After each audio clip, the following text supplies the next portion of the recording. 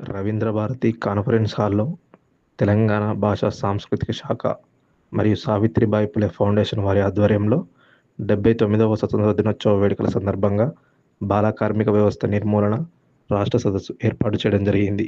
మరియు కవి సమ్మేళనం స్వర్ణయుగంలో స్త్రీ సంరక్షణ అంశం అనంతరం దేశభక్తి జన్ అవార్డ్ 2025 ప్రధాన ఉత్సవ కార్యక్రమం ఏర్పాటు చేయడం జరిగింది.